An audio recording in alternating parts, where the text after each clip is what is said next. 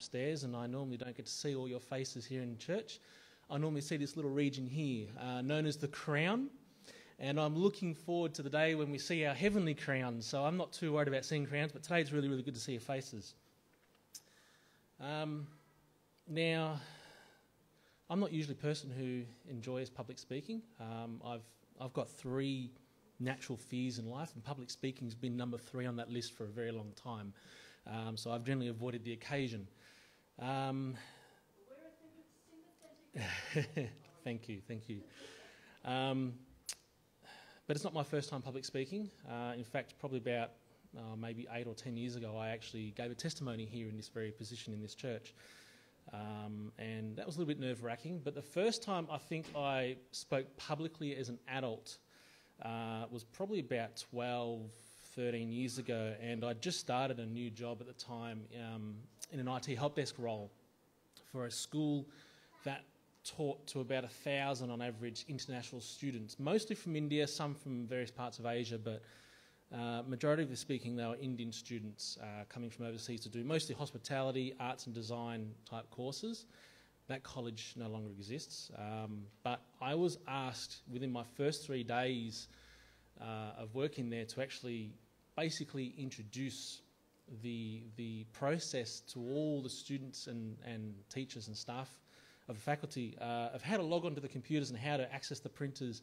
And short story, I reckon they could smell the fear coming off me. It was the worst 3 minutes of my life, probably the most difficult 3 minutes of my life, more nerve-wracking than actually getting married. So there you go. But it's not the most recent public speaking event either. So over Christmas, New Year's, I took about 3 weeks off from work. And I returned to work only to find I had a job in my diary to go to a client of ours to basically speak in front of their entire team about security in their IT business and how to identify risks in their business and whatnot, as they had actually been victim of some substantial financial fraud. And I thought to myself, really, you're going to pick me for public speaking in front of this group? But I figured, well, there's a few things. I'm actually quite confident in that area. I know generally what I'm talking about, so that's fine. Make myself a little short list and I'll be fine. But I also knew that I had to overcome this fear of public speaking, because what good is an elder in a church who actually can't speak in front of his own church, right?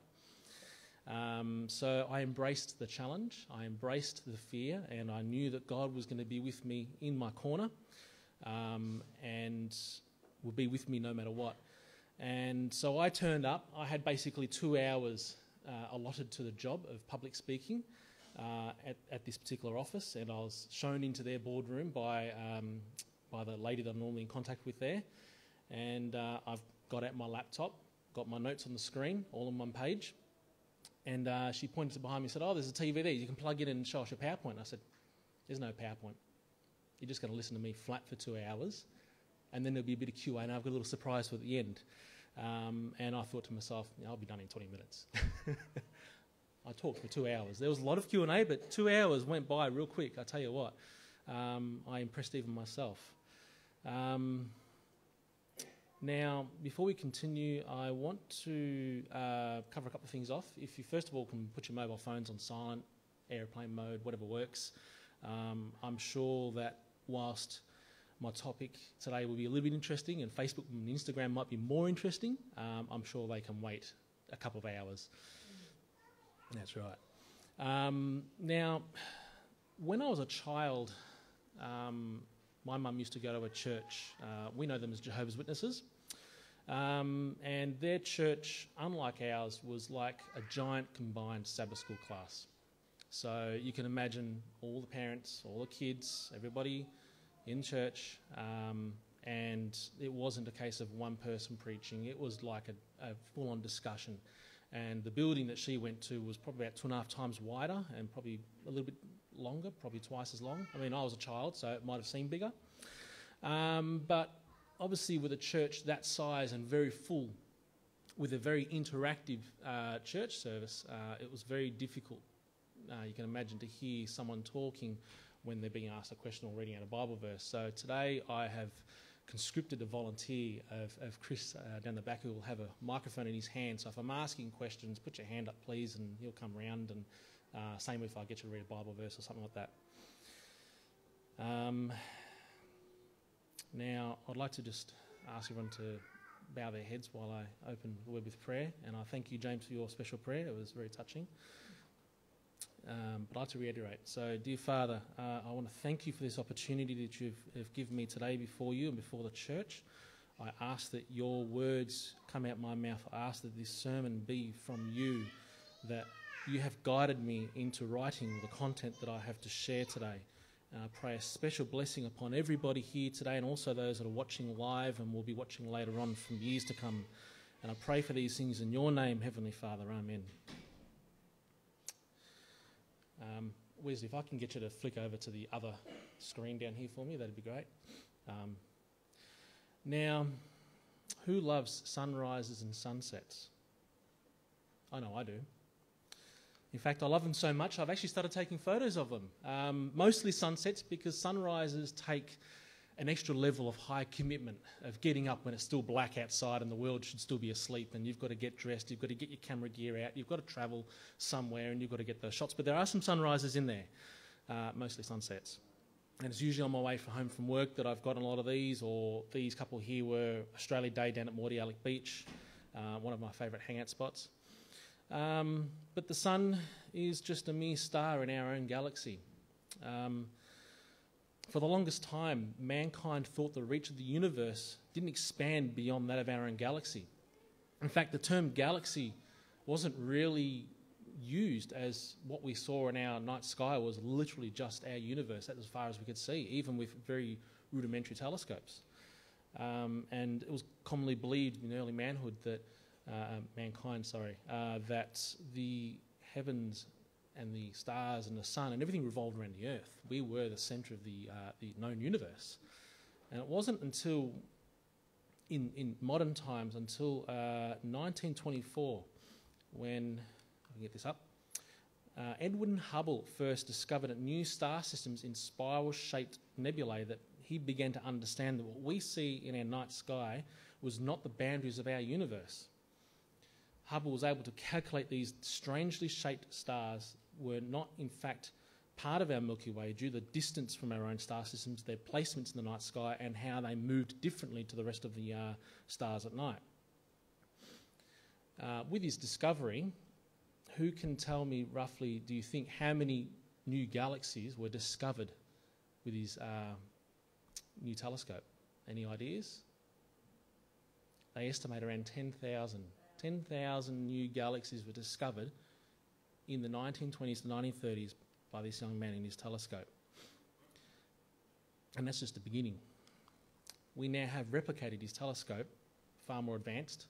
We've launched it into space, and we can now see through the atmosphere, and we can point this telescope into a little tiny black area of the night sky where there is no light coming from, open the lens up, leave it running for a little while, shut the lens, download the image data, and then we can see things that just blow our minds.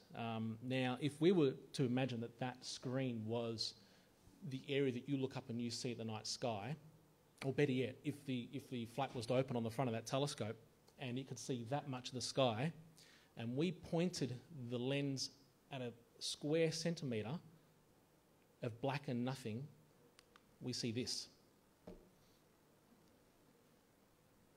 Every one of those dots, I hope they can, yes, you can see them up there. Every one of those dots is another galaxy in our own universe. Billions and billions of light years away from us. 99.99% of what you see here cannot be seen from the surface of the earth, no matter what we use. Just to isolate one of these galaxies, if I can get it, this one is called the Sombrero Galaxy. Now, typically speaking, the telescope actually had trouble capturing this one. It had to capture it in infrared light, and then we had to then reanalyze the data and turn it back into a human viewable colour spectrum to actually get this. And it's a relatively small one, and doesn't it just look amazing? Now, I've got a video I want to show you guys that will try and help you guys visualize the expanse of our galaxies and our universe beyond what we might already understand. And it's called The Cosmic Eye, and it's actually quite an interesting video. And it starts off here, you're looking at this young lady's face in the courtyard somewhere of Google's headquarters, and we zoom out.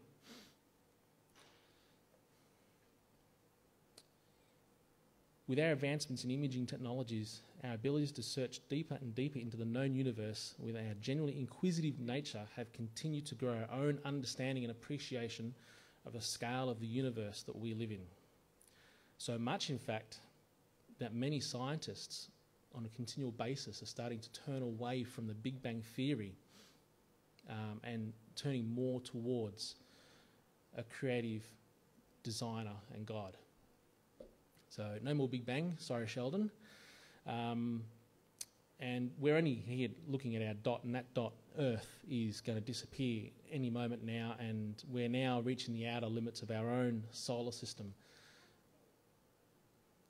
And then we have a cloud around us that also prevents us from seeing a lot of our own galaxy in our universe. So not only do we have an atmosphere around the Earth, we have a bit of an atmosphere, if you will, around the actual solar system that clouds our visibility. So if we can launch telescopes beyond our own solar system, we'll get even more visibility than what we already have. And now we're just zooming out on our own galaxy, which will eventually appear as its own little white dot or purple dot in the night sky. And pay attention to actually the colour of the cosmic cloud is purple. It sort of hints that maybe there is a royal designer behind all this after all.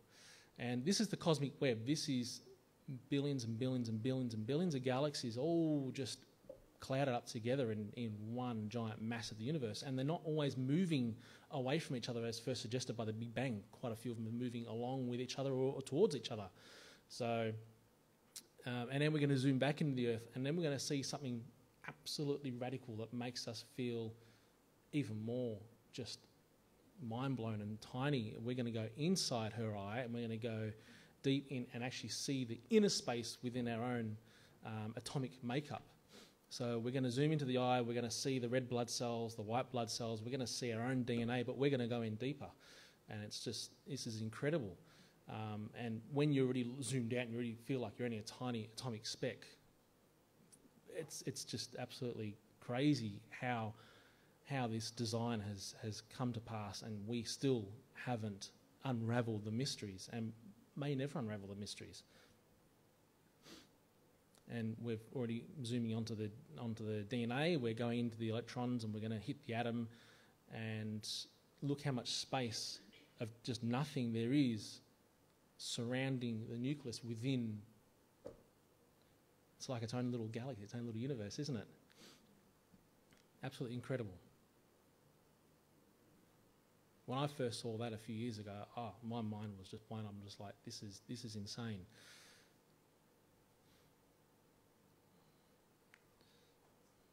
But our sun is only one of many little dots in the universe, in the galaxy. In fact, it's quite a small dot. I want to show you another quick little clip that gives you a bit of an idea of where our sun sits in terms of the sizes of other stars, known stars in our own galaxy. Now, these first few stars are quite small. Look, they're 20, 25 and 28 kilometres across. Could you imagine one of those just floating around somewhere? That's really, really small. In fact, French and US scientists have been working on a number of years trying to create their own star as a means of understanding how stars work, trying to understand how the solar system and how the universe works, but also to see if it can maybe solve some of our global energy problems. Now, note the Earth is there for comparison. I hope you saw the size, because I'm going to come back to the size of that. And then we're going to start seeing some other smaller stars. These are not even as big as our sun yet, but already they're just absolutely mind-blowing in size compared to what we can understand in our own mind. I mean, we think about how far it is from here to, say, China, or from here to America, and these numbers are really insignificant compared to the numbers we see on screen now. And these are just some of our neighbouring stars that we know how big they are based on the data that we can get from our own telescopes, our own observatory, our own radio systems can tell us where these stars are at, how big they are, what they're generally made up of. We can figure out what's burning inside of them, and that helps us to predict what they might turn into as they go through their life cycle from their current size to as they grow and they start burning various other gases and stuff when they explode, and what will happen to them when they're finished. And already we're seeing these stars are just absolutely mind-blowing in size. And I'm actually going to skip through because this video takes a little while. I want to show you just in a picture because it's hard to now see where our sun sits versus where these are. So I'm just going to skip this. And that little yellow dot, that's our sun. And compare that to some of our neighbouring stars, and then that massive red mass down the bottom is one of the larger known stars that we've been able to identify so far. So, and to all of this, our Earth is completely invisible. Absolutely mind-blowing. Now, who saw how big the Earth was when they were watching that video? Who can tell me how large the Earth was across in diameter? 12,700 kilometres, that's right. I want to conduct a little experiment. If I can have Tonya and maybe David come up here for a second. Let's pretend that this is the Earth and this is our moon. The moon is typically 1/4 of the Earth, not quite right, but in your understanding that this is 12,700 kilometres across and this is our moon, do you know roughly how far apart they are? Can you show us what you think they might be? If they're in orbit, how close is the moon to the Earth? Okay. What about David? You show us what you think. Probably appears as this. And most of the documentation, most of the things we look at online or in books tell us that. But if I can just take one of those off you, and you take that one, you take a few steps that way. Tonya, I'll get you to walk over there towards the microphones. With your understanding that that is 12,700 kilometres across, that's roughly 1/4 the size, you can have a guess of what the distance might be, knowing now how far apart they are. Any takers? How many? I'll give you the answer. It's 384,400 kilometres. That's an estimate of roughly where they position in the sky. If they were like that, they will collide and become one, and you'd be all burnt, basically. So, thank you guys. Knowing these distances that we've now seen on screen and what I've talked about, my family and I travel roughly 41, 42 kilometres from home to church and then the same distance back again. It seems nothing, doesn't it? So those distances are minute, but it's all significant to the scale of where we're at in the world, isn't it? So 41 kilometre commitment is nothing, and I'm sure some of you probably travel further. My main topic today, if you haven't already guessed, is in your corner. Our microscopic blue dot in the universe is completely invisible looking at it from our sun from a distant view within the galaxies. When we saw that our sun was nothing more than a dot in our galaxy, the Earth was nothing. We couldn't see it. It would have been a microscopic blue dot, and we would have been like those little subatomic particles that were within that space within inside the electron. So with that in mind, why do you think we thought as early mankind that we might have been the centre of the universe? If I can get someone to volunteer with their Bible to read Genesis chapter 1, verse 1 to 6, put up your hand if you're wanting to read that one.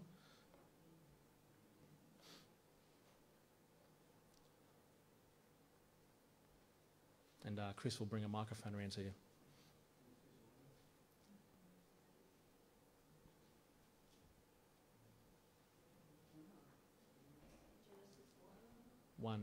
verse 1 to 6.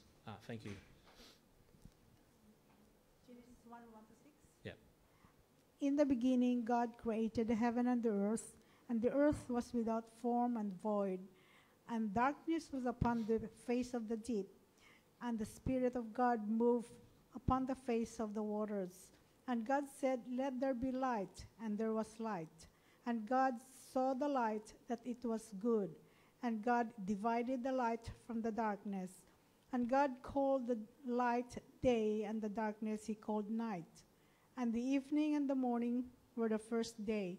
And God said, "Let there be a firmament in the midst of the waters, and let it divide the waters from the waters." Thank you.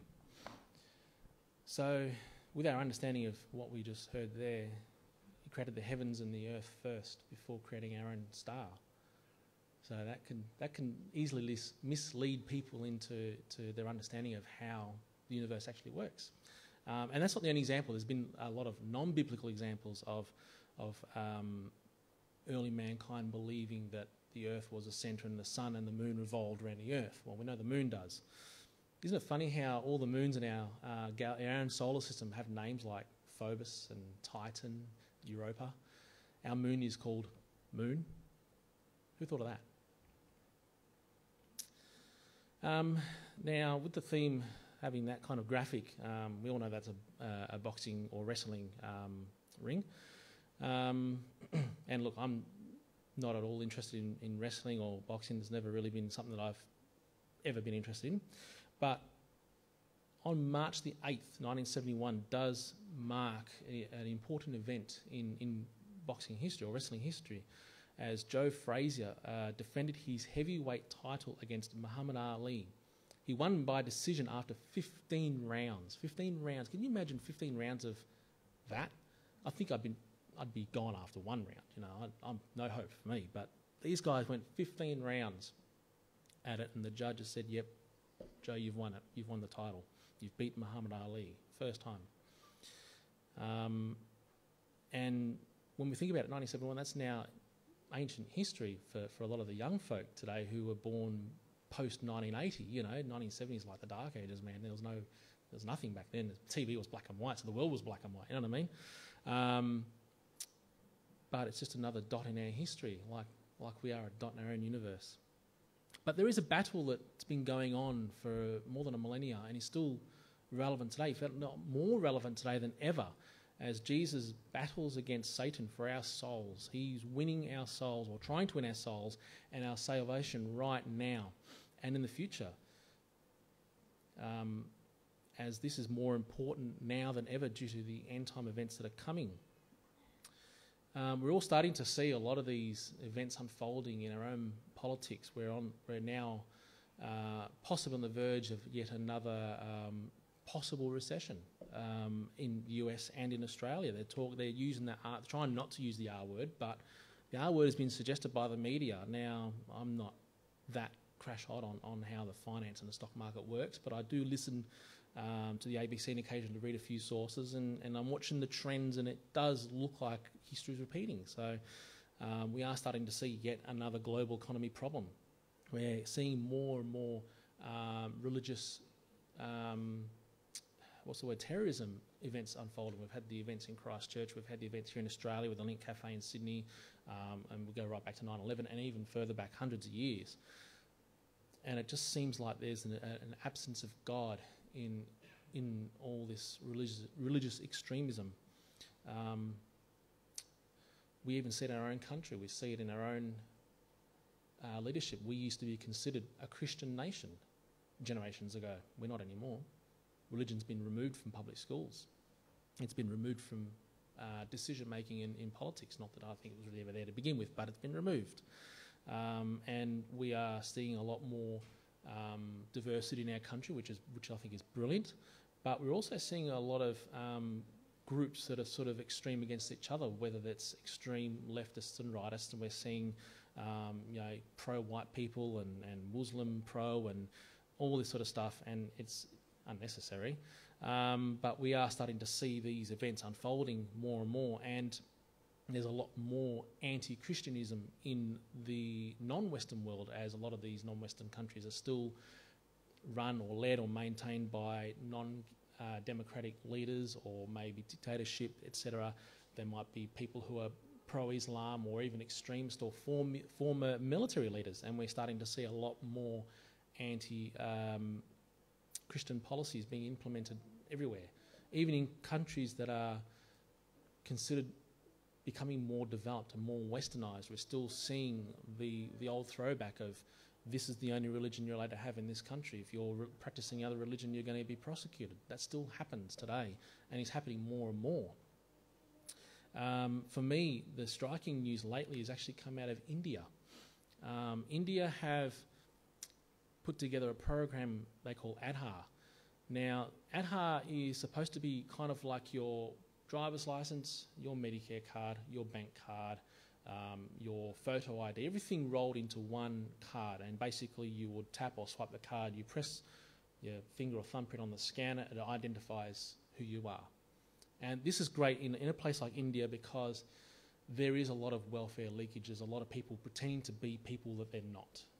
And there are people that are missing out on welfare because someone else has taken their welfare benefit from them, pretending to be them. So it'd be like me pretending to be David over there, claiming his welfare benefit, and then he misses out and he can't feed his family. It's also good for their anti-fraud in terms of their financial sector, not just the government sector, where people are opening up bank accounts under false names and doing all kinds of very bad dealership. But there are those out there who feel that Aadhaar is going beyond the bounds of what would be acceptable in the government's ability to socially survey its own people, to the point where the government is pushing to make Aadhaar apply to everything you do. You want to get a job, you've got to use Aadhaar. You want to go to the grocery store and buy something, you've got to use Aadhaar. You want to go and get a home loan, or you want to go and open up a bank account, you've got to use Aadhaar. You want to get a mobile phone from the phone shop, you've got to use Aadhaar. And then they can track everything you do, figure out where you're spending your money, where you're making your money, and it's gone well and truly beyond the bounds of what we would consider acceptable even in the UK and the US, where we've known that surveillance has been a problem for a very long time. We need the surveillance to help, I guess, with anti-terrorism and anti-fraud, but there's got to be finding that fine line. And to the point where now lawyers for about 30 different plaintiffs have been arguing in the Supreme Court that Aadhaar violates a fundamental right to privacy. 30 different plaintiffs. They have already prompted a reinterpretation of the Indian Constitution. Now, just let that sink in for a moment. One of the lawyers challenging the scheme says, what Aadhaar appears to do is shake the balance and put government in such a dominant position that we are unlikely to remain a democratic and open society. Basically, another quote from an economics professor has said that this is big data mixed with Big Brother.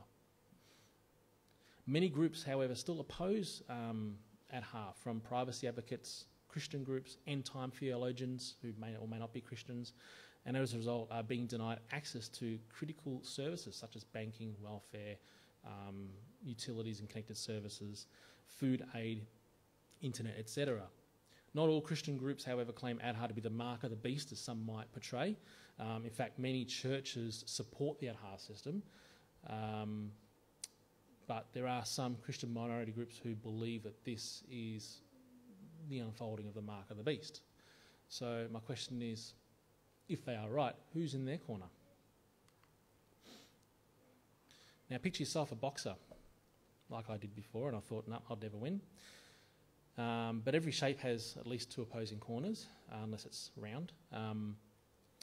So you're in one corner, you've gone through a round of wrestling or boxing or whatever, and you're kind of beat and the opponent's basically getting ready for the next round. Imagine if you could tag team for a second, and Christ was your tag team member, and he could get in there and help you out. Well, this is what's happening with us. We're always being tempted with choices and challenges in life, whether you're young or old, doesn't matter what your walk, your background is, it doesn't matter. There's always choices in life, and we're always being tempted to go one way or the other. Some choices are good, some not good. So Christ is there to fight with us and to help guide us and help us get to victory at the end of the round. And we've seen this through many biblical stories too. It's like an underlying theme in the Bible where God is in the corner of whoever the story is talking about. So let's look at, we all know what this picture here dictates. King Nebuchadnezzar, I'll try and say it again, has erected his golden statue and decreed that all must bow down and worship his statue.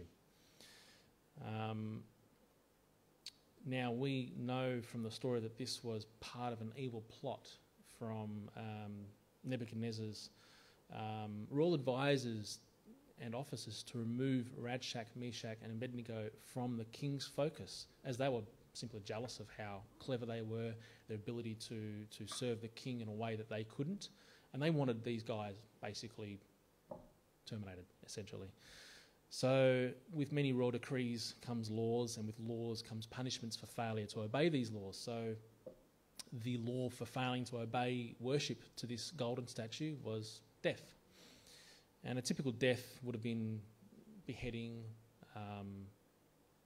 maybe torched at the stake, etc. But we have a unique instance here where the punishment in this case was actually for the three to be thrown into the fiery furnace.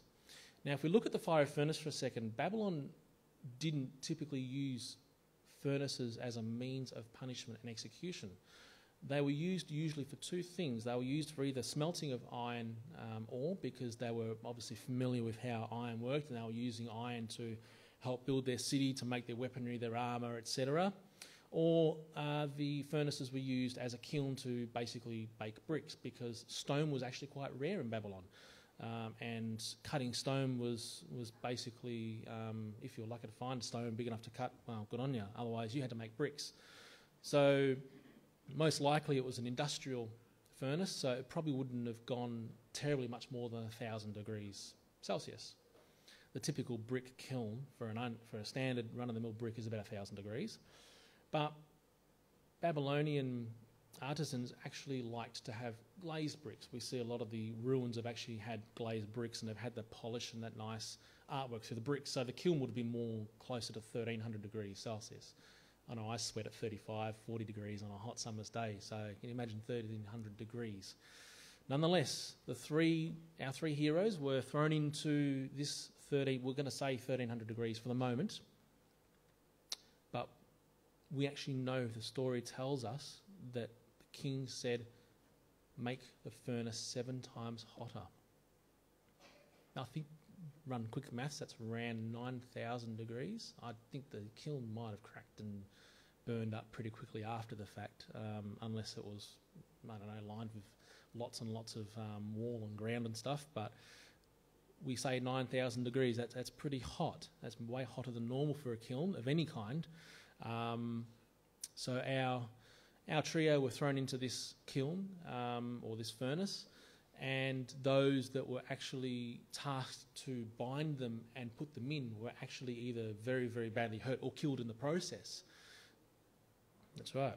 So that gives you an idea, and they're not even in the furnace. They're just getting our perpetrators, if you will, our trio of heroes, into the furnace, and they were killed in the process. And these guys survived. Not only that, but they were seen with a fourth. They were seen walking around freely. They were seen unbound, and they were able to walk and move about the furnace as if there was nothing wrong. And that kind of, I guess, throws the argument that's been said that by non-believers that maybe there were cool spots in the furnace. I don't know, if it was 9,000 degrees, there's no cool spots in any furnace. I'm sorry, if it's above 40 degrees, it's not cool. There's no cool spots in a furnace that's even at 1,300 degrees, or 1,000 for that matter. But there are those who believe that they were walking around freely, they were in cool spots, and survived because of that. But we know that there was a fourth figure who was in there with them. Now, to his surprise, Nebuchadnezzar ordered them to come out at once. He promoted the trio to higher offices in his palace, and of course, in Nebuchadnezzar's fashion, being the boisterous a little bit obnoxious ruler that he was, decreed that anyone who spoke against the true God that these three worship would be cut into pieces and their house destroyed. It was their persistent, never-failing faith that God saw favour of them. They were saved not by means of death and resurrection, as at times, but by immediate deliverance. The immediate deliverance may have been used in this example as a means to demonstrate God's true power to Nebuchadnezzar and his people. And there are other stories. I want to touch very briefly on another story that we all should be quite familiar with. There's an example of a furnace that was typically used as a brick making kiln, and it has a lot of surrounding stone, so it may have supported 7 times hotter, but that's just one of many that have been unearthed from Babylon. But yeah, I want to touch on another story, and that is of the story of Gideon and his 300 valiant men. The book of Judges tells us about a man we know as Gideon, who was chosen to lead an army of more than 30,000 against the Midianite army. Gideon was not only a born military leader, but he was also a judge and a prophet. Gideon is most notably famous for his victory over the Midianites with only 300 valiant men. But Gideon and his 300 men weren't alone in his victory. He had extensive counsel from up above. God sent an angel to meet with Gideon, and I'm only cutting the stories down here, to provide messages of guidance and instruction, and to get Gideon on board with what God had planned for him. God gave additional signs of proof on 2 consecutive nights using a fleece, ensuring that the opposite outcomes would result in the following mornings, to ensure that Gideon believed that, yes, this is definitely from God.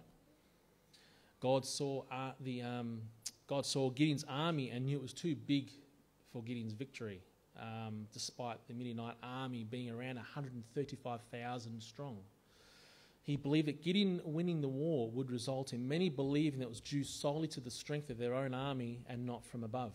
God wanted everyone to know that through him they too can be strong and victorious, and this war was won through God. So God told Gideon to send all home who may have been afraid to go into battle, that they may go home to their families without judgment, without persecution, which, of course, back then if you went home fleeing from battle like a coward, you were generally dealt with harshly later on. But these guys went home without judgment, leaving only 10,000 remaining. 22,000 estimated went home. 10,000 against 135,000.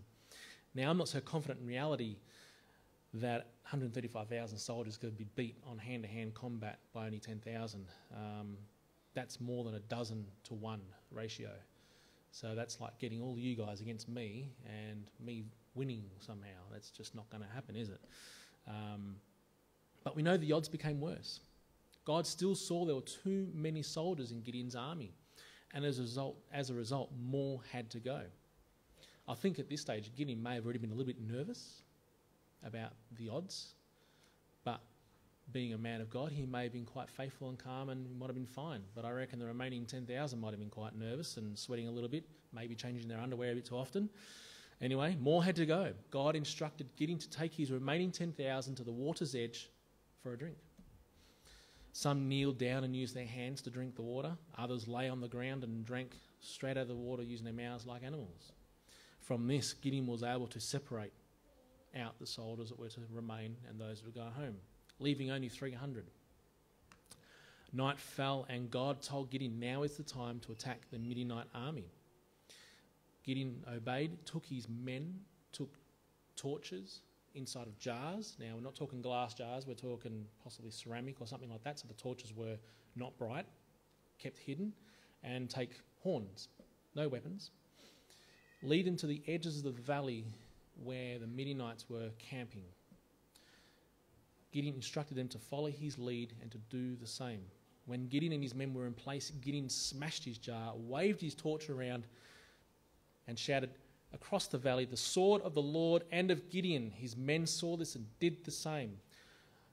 I don't know about you, but if I was asleep in a camp and woke up, started the sound of 300 doing this in my valley, I think it would sound something like 10,000 soldiers, and I'd be pretty scared right about now and looking to flee. Well, that's kind of what happened. 135,000 Midianites got up, startled, scared, fled, and in the chaos ended up, a lot of them, killing each other. Obviously, there's way more to this story than what I've told, but it outlines the important parts for us today. For around 18... Now, I want to touch on a more personal story. For around an 18-month period of my younger adult life, I was going through a very rough patch.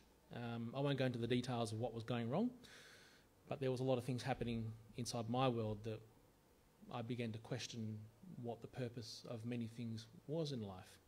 No, I wasn't suicidal or anything like that, because I knew that ending my life wasn't the option, and I knew that there was got to be more to life. There has to be something more than what I'm currently experiencing. So at the time I decided, well, what I'm going to do is I'm going to write out a list of negatives that I'm going through, the things that are wrong in my life, followed by why I must continue. So I had this list on the wall that I'd typed up and printed off, and it said, I must continue despite ... because God has called me to do this, or because I am needed to do that. And every time I felt down, like oppression was too much, I would look at that on my wall, read it to myself, and I made sure that it was kind of poetic.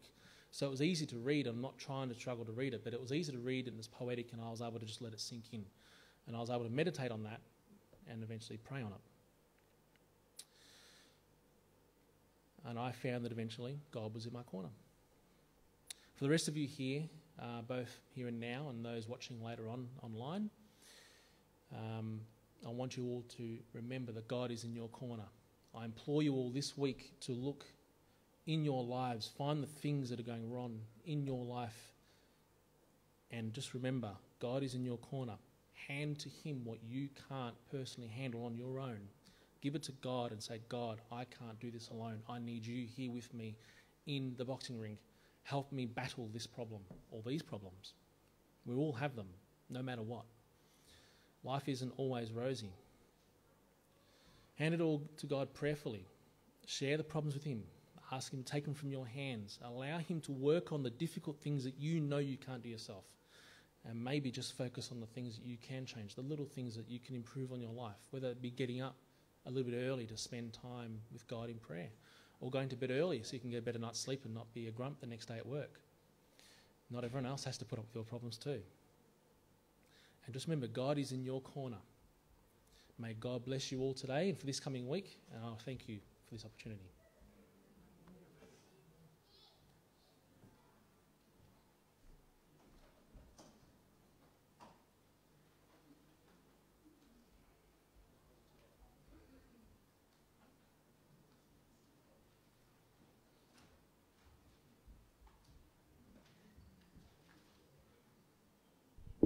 To close our service, shall we sing hymn number 508, 508, Anywhere with Jesus.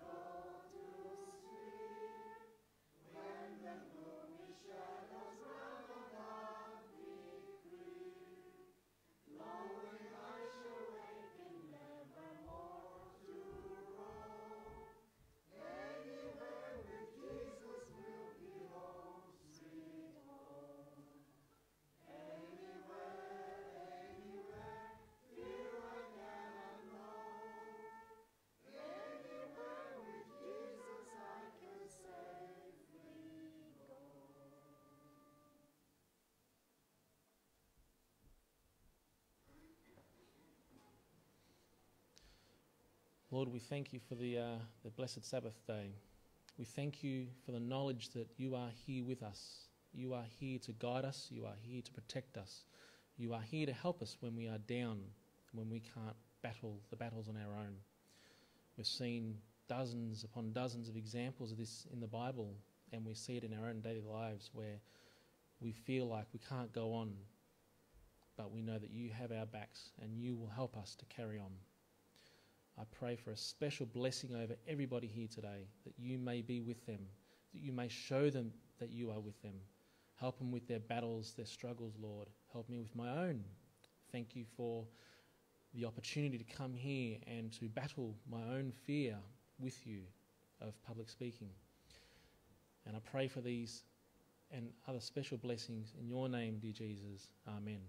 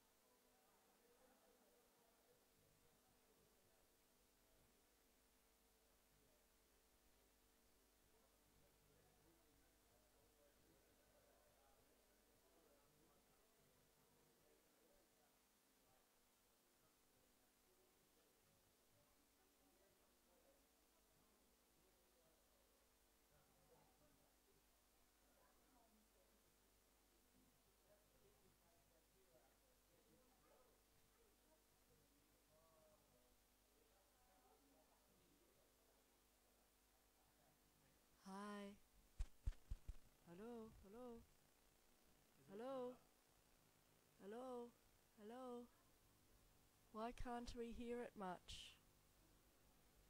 13? Because I'm sure sometimes you can hear it in there. Ah, yes. Yeah. Yeah.